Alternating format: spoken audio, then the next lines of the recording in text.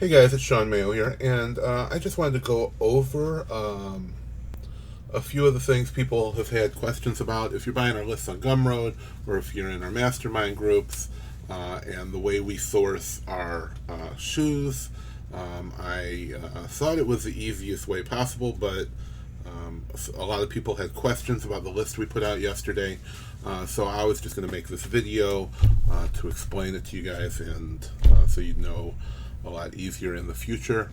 I can tell you that mediums are, or a normal size shoe is the is the status quo, is the normal thing that everybody's buying, the regular size.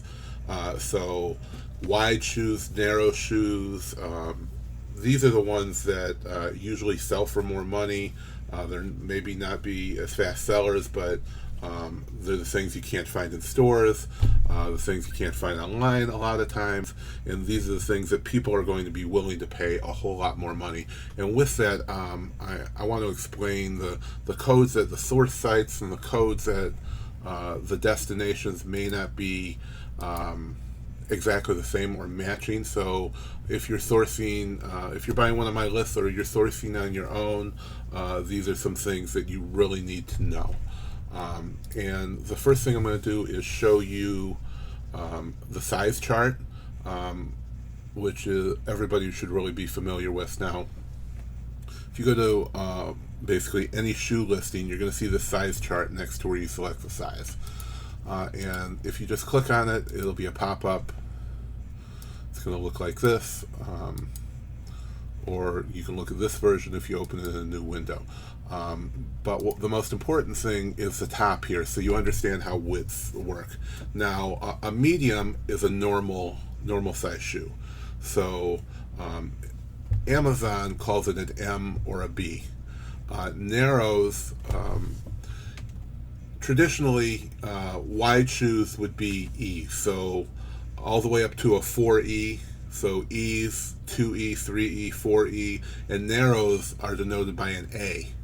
So like 2, 3, 4A. But they've designated a lot more stuff in here to make it a little more complicated. So when you're looking at listings, you may see if it says M in parentheses, that's the normal size shoe, that's the medium. And if you see a C/D, you'll see a lot, and that means if you see the C/D, that means that it's a wider shoe. So when we look at the example, for example, here the first one is 5B parentheses M. So this is a medium. These are all medium shoes. And the C/Ds means it's a single wide. Now you can see any of these different designations here. But when we look, here's the matching shoe over at Boscov's, and if we look at that listing, the Jaden Loafer flat black. So if we select, okay, it just has black. If we look at the sizes now, there's only mediums and wides. So in our description, you'll see everything has a medium or a wide. So the M means medium. This is not men's and women's shoes. This means it's a medium. This means it's a wide version.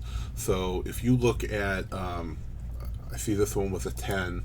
If we look back over here and we see there's a 10, there's only the medium.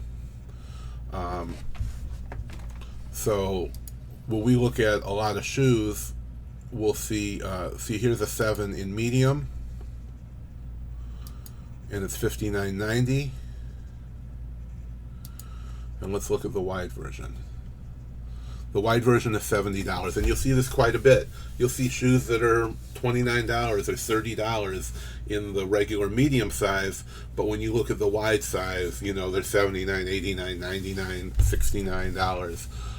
So you can make a ton more money by just looking at those. And you'll see we do put out some variations, but of course I don't want to make a list of 20 items that only have 2 shoes in them. So you should definitely be looking at all the variations and then looking at that same source to see what's available. And that's not just from me, but anywhere you're sourcing shoes.